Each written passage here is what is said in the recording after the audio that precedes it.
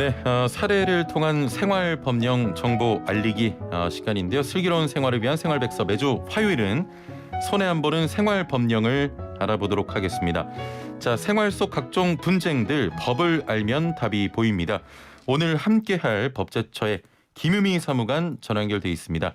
사무관님 나와 계시죠? 네, 안녕하세요. 예. 자, 이제 곧 연휴인데 우리 사무관님도 새해 복 많이 받으시고요. 새해 복 많이 받으세요. 예, 연휴 끝나고도 좋은 정보 계속해서 좀 부탁을 드리겠습니다. 네, 알겠습니다. 예, 자, 오늘은 신호 위반과 관련된 사연부터 만나보시죠.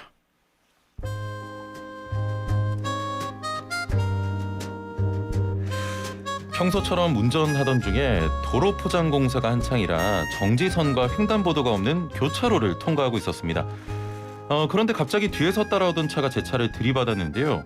알고 보니까 신호등이 주황색으로 바뀌어서 빨리 통과하려다가 속도를 줄이지 못하고 사고를 낸 것이었습니다.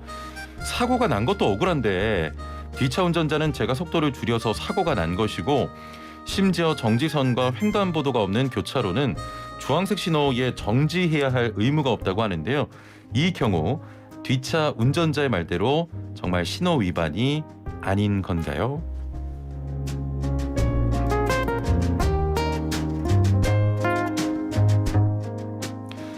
네, 국토교통부 자료에 따르면 지난해 말을 기준으로 자동차 등록 대수는 2,430만 대라고 합니다. 수치상으로 인구 2.13명당 자동차 한 대는 가지고 있다고 볼 수 있는데요. 자, 이번 사례는 운전자라면 꼭 알아둬야 할 내용인 것 같습니다. 네, 이번 사례 최영진 아나운서께서는 어떻게 생각하세요? 1번, 신호 위반에 해당된다. 예. 2번, 해당되지 않는다. 제가 그동안 좀 잘 맞춰왔잖아요. 네, 많이 틀렸나요? 아닙니다. 신호등의 빨간불처럼 정지 의무까지는 아니더라도 주황색 신호의 경우에는 최소한의 또 주의를 할 의무가 있을 것 같은데 1번. 네, 맞습니다. 정답은 예. 1번, 신호 위반에 해당된다입니다. 예.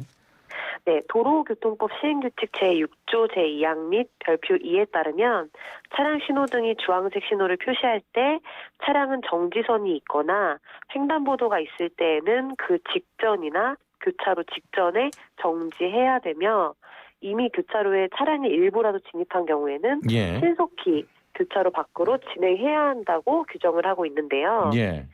이와 유사한 사례에서 대법원에서는 차량이 교차로에 진입하기 전에 주황색 신호로 바뀐 경우 차량은 정지선이나 교차로의 직전에 정지를 해야 되고, 예. 차량의 운전자가 정지할 건지 진행할 건지 여부를 선택할 수 없다고 봤습니다. 예. 그리고 정지선과 횡단보도가 설치되어 있지 않다고 하더라도 교차로 진입 전에 주황색 신호를 보고서 교차로 직전에 정지하지 않았다면 신호를 위반했다고 보는 것이 타당하다고 판결을 했습니다.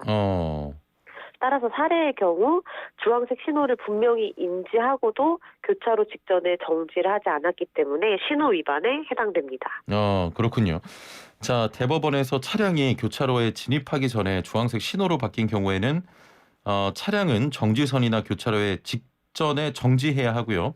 차량의 운전자가 정지할 것인지 또는 진행할 것인지 여부를 좀 선택할 수 없다, 이렇게 봤습니다. 따라서 신호 위반에 해당된다는 말씀이었습니다.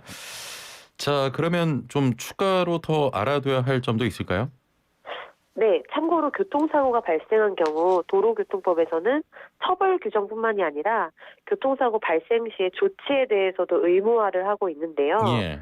도로교통법 제54조 제1항에 따르면 차의 운전 등으로 사람을 다치거나 죽게 한 경우에 사상자를 구호하고 피해자에게 인적사항을 제공하는 등의 조치를 하도록 의무화하고 있습니다. 예. 만약에 이를 위반해서 조치하지 않은 경우에는 도로교통법 제148조에 따라서 5년 이하의 징역이나 1,500만 원 이하의 벌금에 처할 수 있다는 점도 알아두시면 좋을 것 같습니다. 예, 알겠습니다. 자, 알아둬야 할 생활법령 법제처와 함께 알아봤습니다. 오늘 말씀 여기까지 듣죠. 감사합니다. 네, 감사합니다. 네, 지금까지 법제처의 김유미 사무관과 함께했습니다.